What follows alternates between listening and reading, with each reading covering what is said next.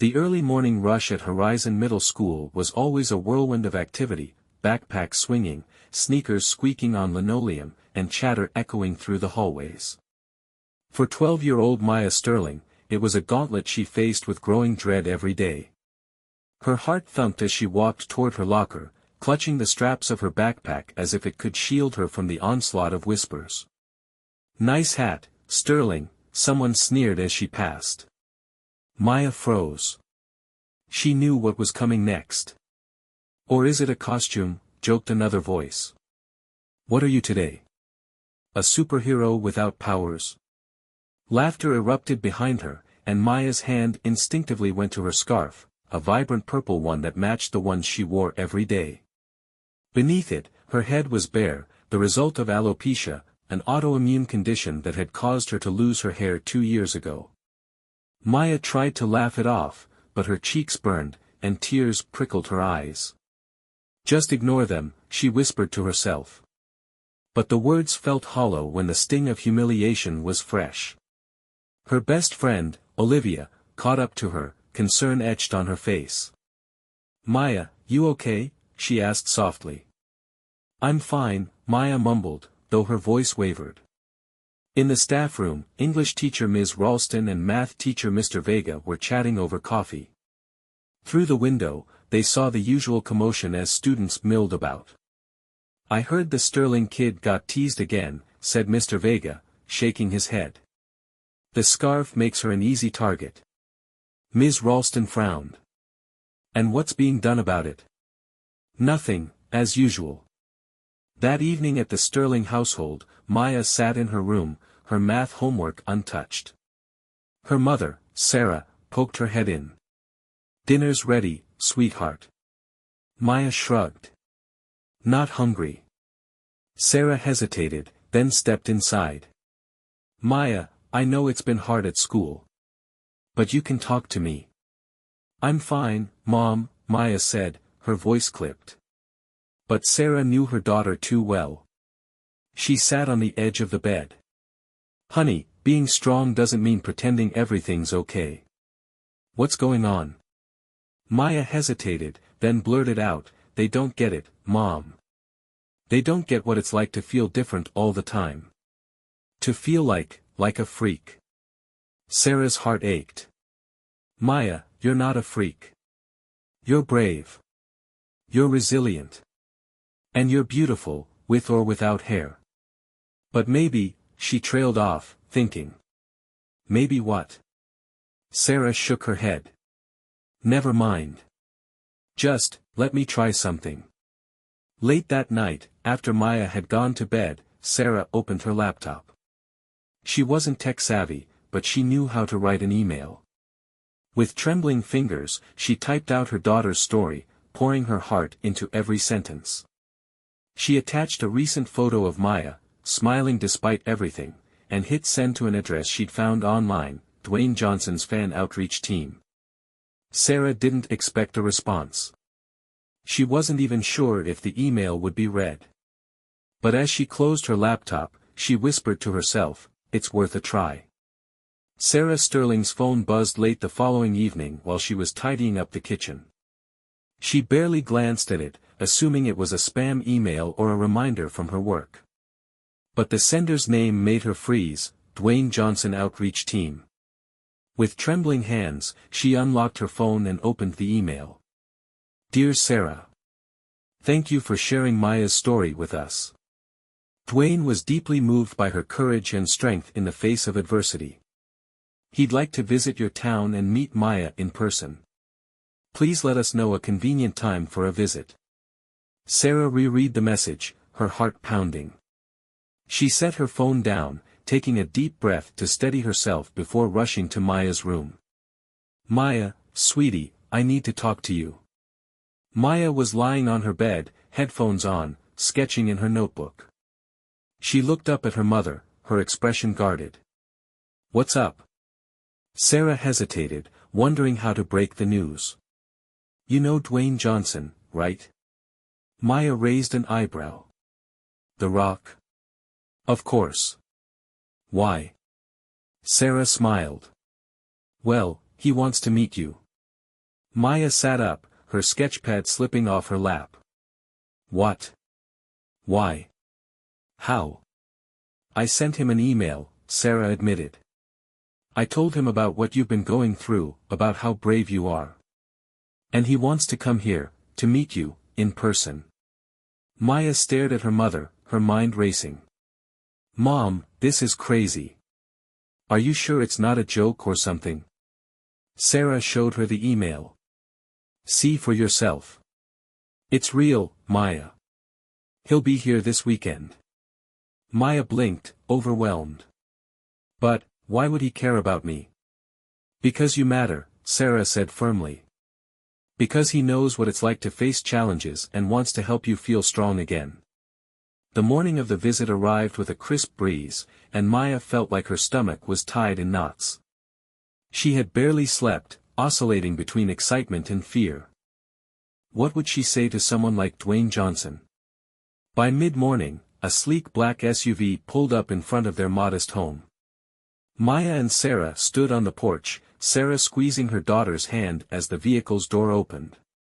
Out stepped Dwayne Johnson, larger than life, dressed casually in a polo shirt and jeans. His warm smile instantly eased some of Maya's nerves. He walked up the steps, his hand extended. Maya Sterling, he said, his voice kind and steady. It's an honor to meet you. Maya shook his hand, her own trembling slightly. I can't believe you're here. Well, believe it, Dwayne said with a grin. I've been looking forward to this all week. He turned to Sarah. Thank you for inviting me into your home. Sarah smiled, her own nervousness melting. Thank you for coming. It means the world to us. They sat in the living room, where Dwayne listened intently as Maya described her struggles. She spoke hesitantly at first but grew more comfortable as she saw how genuinely he cared. It's the scarf, Maya said, touching it lightly. I feel like it's all people see. They don't bother to get to know me. Dwayne nodded. I get that. When I was a kid, I didn't fit in. My family moved a lot, and I was always the new kid. I got teased for being too tall, too big, too different. You got teased? Maya asked, her eyes wide. Oh, yeah, Dwayne said with a chuckle. But I learned something. Bullies go after people they think are different because they don't understand them. What they don't realize is that being different makes you incredible. And that scarf? It's part of what makes you unique. Maya smiled faintly, his words sinking in. Dwayne leaned forward. Now, I've got an idea. On Monday, I'm coming with you to school. Maya's eyes widened. To school? Why? To help show everyone how amazing you are, Dwayne replied. And to make sure they understand that bullying. It stops now. Over the next hour, they talked and laughed, Dwayne sharing stories of his own challenges and triumphs. Before he left, he gave Maya a fist bump. You've got this, Maya, he said. We'll make Monday a day to remember. As the SUV drove away, Maya turned to her mother, her smile brighter than it had been in months. Mom, she said, I think this might actually be okay. Sarah hugged her daughter tightly, tears of relief streaming down her face. It's going to be more than okay, Maya. It's going to be amazing. Monday morning arrived with an unusual buzz at Horizon Middle School. Word had spread like wildfire that Dwayne "The Rock" Johnson was coming to visit. Speculation filled the air as students clustered in hallways and by lockers, their voices hushed but electric with anticipation. Why would someone like him come here? Do you think it's for an assembly or something? No way, it's gotta be about Maya Sterling. Maya stepped out of her mom's car, clutching her backpack tightly. Her heart pounded as she walked toward the school's entrance, the weight of countless eyes on her. Beside her, Sarah gave an encouraging nod. Remember, sweetie, you're not alone today. Just as they reached the main doors, a sleek SUV pulled into the staff lot. Students gasped and craned their necks as the vehicle stopped and Dwayne Johnson emerged, his towering presence commanding attention. He wore a simple black jacket, but his confidence and warmth made him seem larger than life. He strode toward Maya with a smile, unfazed by the growing crowd. "Maya Sterling," he called out, his voice cutting through the murmurs. Maya smiled nervously, standing a little taller as he approached. "Good morning, Mr. Johnson." He chuckled. "Maya, call me Dwayne. We're a team today." Inside the school, Principal Harris was pacing nervously in the office. The principal, a stoic man in his 50s, wasn't used to surprises, especially ones that came with media attention. When he saw Dwayne and Maya walking through the front doors, flanked by a small group of teachers and staff, he quickly composed himself and stepped forward. "Mr. Johnson," he said, extending a hand. "Welcome to Horizon Middle. It's an honor to have you here." "Thank you, Principal Harris," Dwayne said, shaking his hand firmly. "I'm here to support Maya and to address something that's long overdue, making this school a safe and welcoming place for everyone."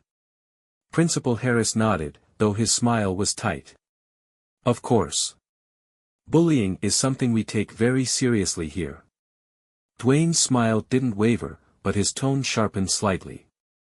"Then today's a good day to make sure that message reaches everyone loud and clear." Dwayne started the day in Maya's homeroom class. As the students filed in, their wide-eyed expressions spoke volumes.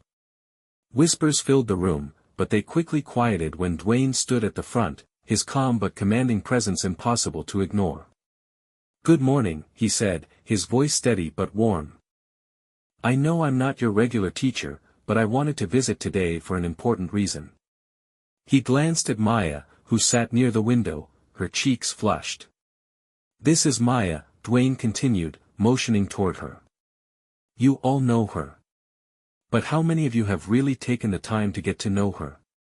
A few students shifted uncomfortably in their seats. Brandon, the class clown, looked down at his desk. Dwayne continued, his tone serious. "When I was growing up, I stood out. I got teased. I got called names. People looked at me and judged me before they even knew who I was. Does that sound familiar, Maya?" Maya nodded hesitantly, her voice barely above a whisper. "Yeah." Dwayne turned back to the class.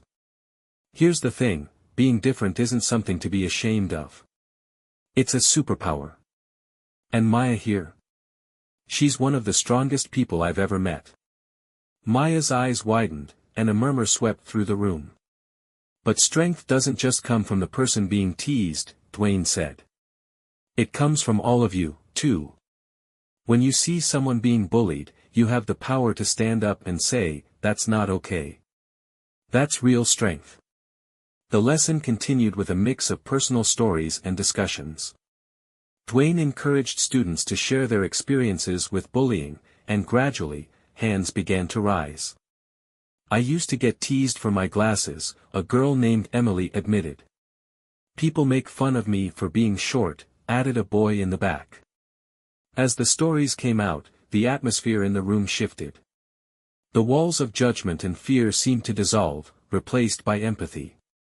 By the time the bell rang, Maya felt lighter than she had in months. She even caught Brandon glancing her way with what looked like an apologetic smile. The school day culminated in a surprise assembly in the gymnasium. Students packed the bleachers, buzzing with excitement as Dwayne took the stage. Maya stood beside him, her scarf catching the gym lights like a banner. "Today," Dwayne said, his voice booming across the space, "we're talking about something every single one of you can change, the way we treat each other." He spoke about kindness, courage, and the power of standing together against bullying. Maya's name came up often, and each time, she felt her confidence grow. "To anyone who's ever felt like they didn't belong," Dwayne said, his gaze sweeping the crowd, "I want you to remember this, you are enough. Just as you are. And no one, can take that from you." The applause that followed was deafening, but Maya barely heard it. All she felt was the warmth of acceptance and the realization that she was no longer alone. As the final bell echoed through Horizon Middle School, the energy in the building shifted. It wasn't the usual scramble to leave for the day. Instead, students lingered in the hallways, chatting about what had just happened in the gymnasium. The assembly had left a mark, one that felt different from the usual pep rallies or guest speaker sessions. For Maya, the day had been a whirlwind of emotions. She was walking through the hall when Brandon, the boy who'd led much of the teasing, jogged to catch up with her. "Hey, Maya," he called out, his voice uncertain. Maya stopped, her grip tightening on her backpack straps. "What is it, Brandon?" He hesitated, shuffling his feet. "Look, I just wanted to say. I'm sorry. For, the jokes. I didn't mean to hurt you like that." Maya blinked, caught off guard. She opened her mouth to respond but wasn't sure what to say. Brandon continued, rushing to fill the silence. "What Dwayne said, about being strong and standing up for people. I've been thinking about it. I want to be better. And, well, I hope you'll give me a chance to prove it." Maya searched his face for any sign of sarcasm, but all she saw was sincerity. "Okay," she said slowly. "But it's going to take time." "Fair enough," Brandon said with a small smile. "See you tomorrow." Meanwhile, in Principal Harris's office, Dwayne sat across from the principal and several teachers, his presence commanding but calm. "So, what's the plan from here?" Dwayne asked, leaning forward slightly. Principal Harris cleared his throat. "First, we're starting with a full review of our anti-bullying policies. We'll be incorporating feedback from students, parents, and experts to make sure the guidelines are clear and effective." "That's a start," Dwayne said, nodding. "But policies only go so far. What about the culture? Are you teaching empathy? Inclusivity? These things don't happen overnight." Ms. Ralston, one of the teachers, chimed in. "We've been discussing implementing workshops, activities that help students understand each other's perspectives. Maybe even mentorship programs where older students can model positive behavior for younger ones." Dwayne smiled. "Now we're talking. If you need help getting those programs off the ground, I've got some connections who'd be happy to pitch in." By the time Dwayne left the office, the school had largely emptied out. Outside, Sarah was waiting in the car, watching as Maya and a few classmates laughed together by the flagpole. It was a sight she hadn't seen in months, and her heart swelled with gratitude. Dwayne approached the car, giving Sarah a warm wave before leaning down to the window. "Looks like she's doing better already." Sarah nodded, tears brimming in her eyes. "I can't thank you enough. This means everything to her." Dwayne shook his head. "She's the one doing the hard work. I just gave her a nudge. But this isn't over. If you ever need anything, you call me. Got it?" "Got it," Sarah said with a smile. That evening, the Sterlings sat down for dinner, the air lighter than it had been in months. Maya shared every detail of her day, from the assembly to Brandon's apology. "And then Dwayne said," she began, but her voice faltered as emotion overwhelmed her. She paused, blinking back tears. "He said I'm strong. Like, really strong. And for the first time. I kind of believe it." Sarah reached across the table, squeezing her daughter's hand. "That's because it's true, Maya. You've always been strong. And now the rest of the world knows it too." Maya smiled, her heart full for the first time in a long while. The ripples from that day didn't stop at Horizon Middle School. Videos from the assembly spread across social media, drawing attention from local news outlets and beyond. Other schools in the district began reaching out to implement similar programs, inspired by the changes taking root at Horizon. Dwayne, true to his word, kept in touch with the Sterlings. He even sent Maya a signed photo with a handwritten message, "Maya. Keep being you. The world needs your light." Dwayne. A week after Dwayne's visit, Horizon Middle School felt different. Small changes had started taking root. The morning announcements now included reminders about kindness and respect. Teachers integrated lessons about empathy into their classes, and students were forming groups to address bullying. Maya walked through the halls with her head held high. She still wore her scarves, each one a bright symbol of her identity, but now, they felt less like a shield and more like a statement. "Hey, Maya." Olivia called, running to catch up with her. "Are you ready for the assembly today?" Maya nodded, her excitement bubbling just beneath the surface. "Yeah, I think so. A little nervous, though." "You'll do great," Olivia said. "You're basically famous now." Maya laughed. "I don't know about that. But I'm glad people are listening." The school had organized a follow-up assembly, this time led by the students themselves. The gymnasium buzzed with energy as students filed in, their chatter echoing off the walls. Maya stood backstage, taking deep breaths to steady her nerves. "You've got this," Olivia whispered, giving her a reassuring squeeze on the shoulder. When it was time, Maya stepped onto the stage, her heart pounding as hundreds of eyes turned toward her. She gripped the microphone, her hands trembling slightly. "Hi, everyone," she began, her voice wavering but gaining strength as she continued. "For a long time, I felt invisible. Or worse, like I was only seen for what made me different. But when Dwayne came here, he reminded me, and all of us, that being different isn't something to be ashamed of. It's something to be proud of." A murmur of agreement rippled through the crowd. "We all have the power to make this school a better place," Maya said, her confidence growing. "It's not just about stopping bullying. It's about creating a community where everyone feels safe and valued. And that starts with us." The applause was thunderous. Maya smiled, the warmth of the crowd washing over her like a wave. After the assembly, students approached Maya to thank her, some even sharing their own stories of feeling excluded or misunderstood. Brandon was among them, his demeanor quieter and more thoughtful than before. "You were amazing up there," he said, his voice earnest. "Thanks for giving people like me a chance to change." "Thanks for choosing to," Maya replied with a small smile. In the following weeks, the changes at Horizon grew. The mentorship program Ms. Ralston had suggested was launched, pairing older students with younger ones to foster connections. Brandon joined as a mentor, determined to make up for his past behavior. Maya became a leader in the program, working alongside Olivia and others to create a more inclusive environment. The cafeteria, once a hotspot for cliques and teasing, became a place where students mixed more freely.